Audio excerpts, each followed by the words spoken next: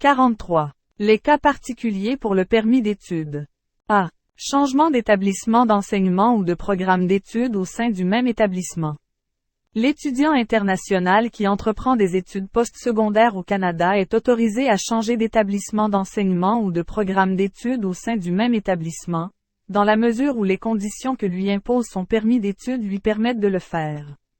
Dans le cas où les multiples changements d'établissement ou de programme ne semblent pas appuyer la réalisation de progrès raisonnables vers l'obtention d'un diplôme canadien, l'agent peut conclure que le titulaire du permis d'études n'a pas respecté la condition de poursuite active de son cours ou de son programme d'études. L'étudiant doit commencer ou reprendre ses études dans son nouvel établissement d'enseignement dans les 150 jours suivant le jour où il a cessé ou terminé ses études dans l'établissement d'enseignement précédent. Autrement, il doit suivre un des deux scénarios suivants. Changer son statut, c'est-à-dire changer pour un statut de visiteur ou un statut de travailleur. Quitter le Canada. S'il ne change pas son statut ou ne quitte pas le Canada, il sera réputé en dérogation aux conditions liées à son permis d'études. B. Prise de congé d'études. Il est possible que l'étudiant souhaite ou doive interrompre temporairement ses études pendant son séjour au Canada.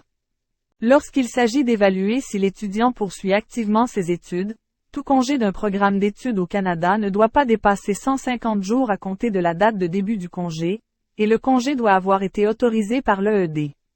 On considère qu'un étudiant en congé qui commence ou reprend ses études dans les 150 jours qui suivent la date de début du congé, c'est-à-dire la date à laquelle l'établissement lui a accordé un congé, poursuit activement ses études pendant son congé. Si l'étudiant ne reprend pas ses études dans les 150 jours, il doit suivre un des deux scénarios suivants. Changer son statut, c'est-à-dire changer pour un statut de visiteur ou un statut de travailleur. Quitter le Canada. S'il ne change pas son statut ou ne quitte pas le Canada, il est réputé non conforme aux conditions liées à son permis d'études. Dans le cas d'un étudiant ayant pris plusieurs périodes de congé au Canada pendant son programme d'études, l'agent doit tenir compte des raisons invoquées par l'étudiant. Si les périodes de congé ne semblent pas appuyer la réalisation de progrès raisonnables vers la réussite du cours ou du programme dans le délai prévu dans le cadre du cours ou du programme, l'agent peut conclure que le titulaire du permis d'études n'a pas respecté la condition de poursuite active de son cours ou de son programme d'études. Parmi les raisons invoquées pour prendre un congé, mentionnons entre autres les suivantes. Une maladie ou une blessure. Une grossesse. Une urgence familiale. Un décès ou une maladie grave d'un membre de la famille. Un changement de programme d'études au sein du même établissement, en dehors d'un congé prévu au calendrier. Un renvoi ou une suspension, selon la gravité du geste posé. Un report de la date de début du programme, voire, inscription différée. Inscription différée. L'étudiant peut, dans des circonstances exceptionnelles, être tenu de reporter la date de début de son programme au trimestre suivant. Si l'étudiant reporte la date de début de son programme, cela doit être formellement approuvé par l'EED. Dans certains cas, le report est imposé par l'EED. Si le titulaire du permis d'études se trouve au Canada au moment du report et souhaite y rester, il doit commencer ses études au trimestre suivant ou dans les 150 jours qui suivent la date de confirmation de l'inscription différée, selon la première de ces deux éventualités. Autrement, il doit suivre un des deux scénarios suivants. Changer son statut, c'est-à-dire changer pour un statut de visiteur ou un statut de travailleur. Quitter le Canada. Remarque. Dans tous les cas, l'étudiant doit obtenir une lettre d'acceptation mise à jour auprès de l'EED. F. Fermeture de l'établissement d'enseignement. L'étudiant peut être tenu d'abandonner ou d'interrompre temporairement ses études à la suite d'une grève ou d'une fermeture permanente de l'établissement d'enseignement. Par exemple, si l'établissement déclare faillite et ferme ses portes. Lorsqu'il s'agit d'évaluer si l'étudiant poursuit activement ses études, il faut prendre en considération qu'ils doivent avoir changé de programme, changer son statut ou quitter le Canada au plus tard 150 jours à partir de la date de fermeture de l'établissement d'enseignement. G. Changement de statut. Après avoir changé son statut pour celui de visiteur ou de travailleur, l'étudiant peut reprendre ses études au moyen de son précédent permis d'études, à condition que celui-ci soit encore valide.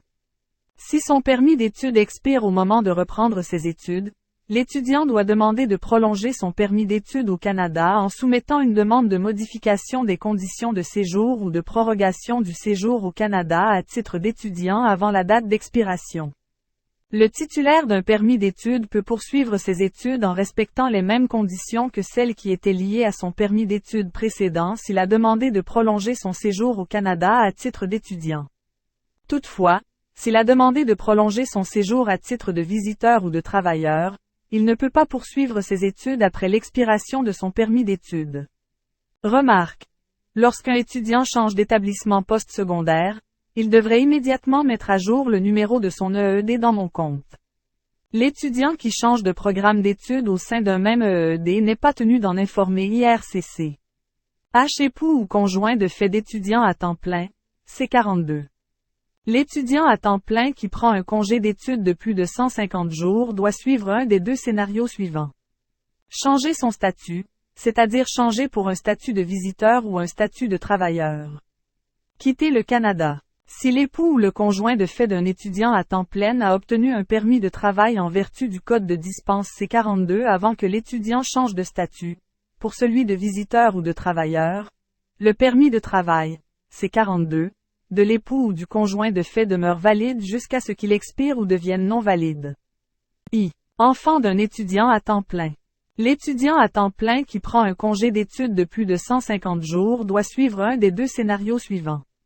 Changer son statut, c'est-à-dire changer pour un statut de visiteur ou un statut de travailleur. Quitter le Canada. Même si l'étudiant à temps plein, parent, change de statut pour celui de visiteur, ses enfants continuent d'étudier sans permis d'études tant et aussi longtemps que le précédent permis d'études du parent reste valide.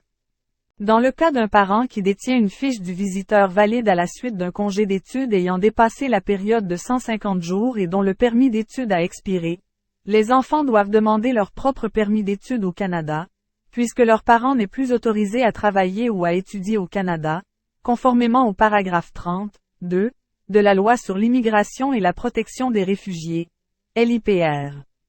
Toutefois, si l'époux ou le conjoint de fait de l'étudiant à temps plein qui a changé son statut pour celui de visiteur détient encore un permis de travail valide, délivré en vertu de la dispense C42 de l'étude d'impact sur le marché du travail, ou un permis d'études ouvert, les enfants demeurent autorisés à étudier au niveau préscolaire, primaire ou secondaire sans permis d'études. Un enfant mineur qui étudie au Canada au niveau préscolaire, primaire ou secondaire sans permis d'études, en vertu du paragraphe L30, 2, peut présenter une demande de permis d'études au Canada, conformément au sous-alinéa R215, 1, F, I, J. Travail sur le campus ou hors campus non autorisé pendant un congé d'études.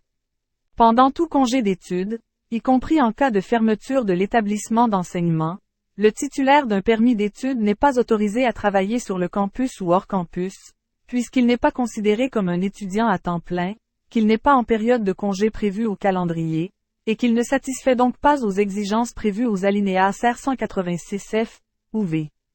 Pour en savoir plus. Permis d'études, travailler sur le campus. Permis d'études, travail hors campus.